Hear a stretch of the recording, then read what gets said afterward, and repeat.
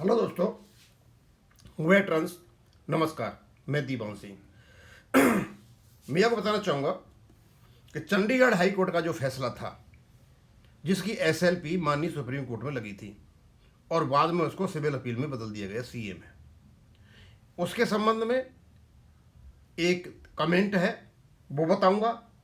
और दूसरा जो अभी मैं चंडीगढ़ हाई कोर्ट का क्लॉज 12, क्लॉज 17 और रेगुलेशन 56 के बारे में जो वीडियो मैंने बनाए उसके बारे में पहले मैं प्रणब गुप्ता जी के बारे में बताता हूँ। और प्रणब गुप्ता जी को आप जानते हो अच्छी तरह से, ये वही प्रणब गुप्ता जी हैं जो रेगुलेशन को अच्छी तरह से एक एक अक्षर को रट करके पढ़े हैं और समझ करके पढ़े, इंटरप्रेट करके पढ़े हुए हैं। जो मैंने पोस्ट डाला वीडियो में, वो कहते the contents of this post is legally 100% correct. Chandigarh high court has made a gross error of law. Chandigarh high court ने एक बहुत बड़ी लॉ की गलती की थी। Because in the regulation there is no statute to go back to agreement stage. जब ने यह कहा था कि क्लॉज 17 का सहारा लेकर के अपीलेंट को आईबीए और एआईबीए के पास जाना चाहिए, रेगुलेशन में ये कहीं भी नहीं लिखा हुआ है। और यदि उनके पास जाते हो तो वो कंसल्टेशन, एग्रीमेंट, बार्गेनिंग पावर वाली बात है, लेकिन यहाँ रेगुलेशन बन चुका था। रेगुलेशन से वापस आप एग्रीमेंट पर नहीं जा सकते, समझने वाले समझते हैं। But specifically provided the how any dispute will be resolve, और स्पेशली ये प्रोवाइड किया कि डिस्प्यूट को कैसे रिजॉल्व किया जा सकता है। तो सीधा सीधा है, रेगुलेशन 56 में बता रखा है। आपका डिस्प्यूट यदि कहीं हो रहा है तो रेगुलेशन 56 का सारा CCR 1972 का सारा ले लो, आपका सॉल्यूशन हो जाता। अब मैं दूसरी बात पर आता हूँ। मेरा नाम रह गया, पता नहीं ये किनका था, और सर नाम उसमें था भी ना। इन्होंने बहुत बड़ी बात की है और इन्होंने रिलेट कर दिया उसको, जो जस्टिस विक्रमनाथ जी ने कहा कि योर आर्गुमेंट्स आर इररेलेवेंट। इन चीज़ों के क्या अर्थ निकलते, कहते हैं NCA, या CA मतलब civil appeal. The reviewing court looks for whether previous judgment was right और रॉन्ग। जो कोर्ट रिव्यू कर रहा है अपील को, देख रहा है कोर्ट के केस को, तो कोर्ट ने जो जजमेंट दिया था वो सही था या गलत था, पहले कोर्ट तो ये देखता है। फिर उसके बाद when SLP is turned into CA it clearly indicates appeal has substance of such importance। और जब SLP को CA में बदल दिया गया, सिविल अपील में बदल दिया गया, तो ये क्लियर था। माननीय सुप्रीम कोर्ट ने माना कि चंडीगढ़ हाई कोर्ट के फैसले में कमी थी। बात समझ में आ गई? मतलब उसको सिविल अपील में बदलते ही ये क्लियर हो गया कि वहाँ उसमें कोई कमी थी, अदरवाइज आपकी SLP CA में नहीं बदली जाती। एक कारण अच्छी तरह समझ लीजिए। अब जब बदली है तो उन तथ्यों को भी सब पता है कोर्ट को कि वहाँ क्या क्या हुआ है, जिनको मैं बता रहा हूँ आपको, क्योंकि उनको बहुत कम लोगों को पता होगा, अधिकतर को नहीं पता है। इसलिए हम उसका वीडियो बना रहे हैं कि अधिकतर लोगों को पता चले। That requires a discrete analysis and hearing, और इसके लिए बहुत ही एनालिसिस चाहिए, हियरिंग चाहिए। इन 2016 SLP was filed and 2023 SLP admitted. SLP 2023 में एडमिट होती है और ये सब सारा श्रेय उनको जाता है जो केस हमारे वकील लड़ रहे हैं और सेवाराम जी को। ऐसा नहीं है कोई ऐसे बैठे हुए हैं, उन्होंने भी यह किया है। 10 turn the matter as CA, और ये मैटर CA में चला जाता है। अब ये सब कुछ होने के बाद अब ये क्या कहते हैं, now after hearing SC will tell whether Chandigarh high court was right in their analysis. अब सुप्रीम कोर्ट ये बताएगा कि चंडीगढ़ क्या राइट था अपने एनालिसिस में।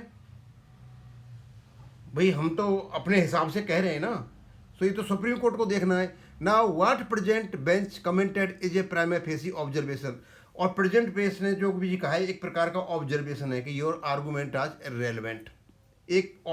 अभी तो बहुत कुछ होना है, इसमें बहुत कुछ होना है। Now the respondent have to substantiate their argument as relevant. अब यहाँ रेस्पोंडेंट का काम है, वो ये कहेंगे नहीं नहीं सर हमारे आर्गूमेंट इररेलेवेंट नहीं है, रेलिवेंट है। आएगा, ये सारी बातें आएंगी, सारी बातें आएंगी कि रेलिवेंट है, रेलिवेंट है।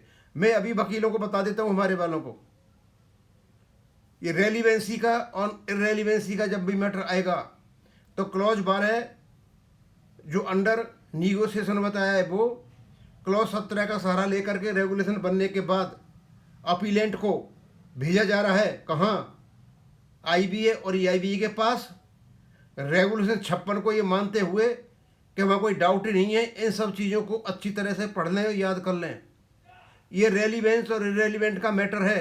रेगुलेशन 35 में तो बाद में आएगा, 2003 में हुआ है, और वो मैटर भी नहीं है सिविल अपील का, वो बाद में आएंगी सारी बातें।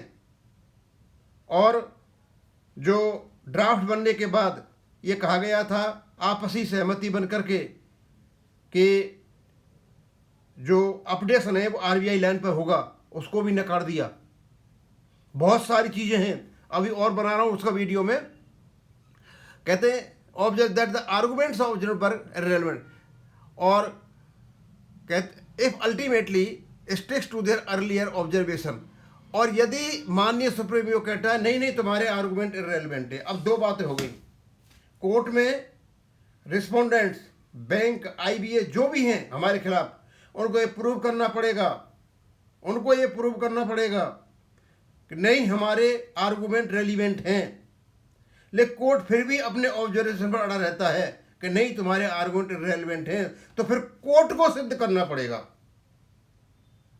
कि आपके आर्गुमेंट इररिलेवेंट क्यों हैं। इतना नहीं है कह दिया जो कुछ हो गया, मैं कोर्ट बताएगा कि भाई तुम्हारे आर्गुमेंट इररिलेवेंट हैं। और आर्गुमेंट इररिलेवेंट क्यों है? क्योंकि एसएलपी को सिविल अपील माना है कोर्ट ने।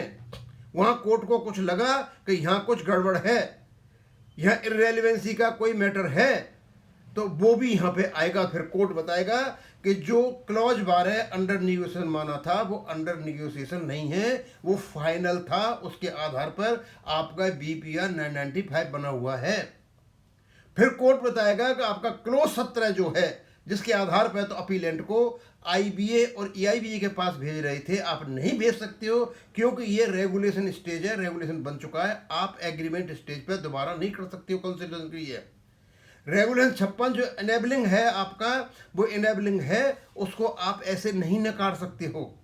और आपने ये सारे काम किए हैं, और भी हैं, 5-6 कारण है उसमें, और भी हैं जो कोर्ट बताएगा ये तुम काम करके बैठे हो। और फिर उसके बाद ये कहने के बाद कोर्ट सीधा सीधा है कि जब आप अपडेशन करके बैठे हो 1/1/1986 से लेके 31/10/1983 तक, तो आगे अपडेशन क्यों नहीं है? और यदि अपडेशन नाम रखा है तो आपके पेंशनर्स की बेसिक पेंशन स्टैटिक क्यों पड़ी है, फ्रोजन क्यों पड़ी है, ये कोर्ट बताएगा इनको सबको।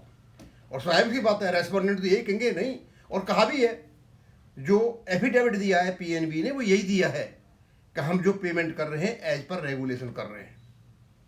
लेकिन उसके बाद और भी बातें आनी हैं दोस्तों, काफ़ी बातें आएंगी, आने दीजिए। हमारे वकीलों को तैयार रहना चाहिए सब चीज़ों के लिए, क्योंकि वो काफ़ी एक्सपर्ट हैं।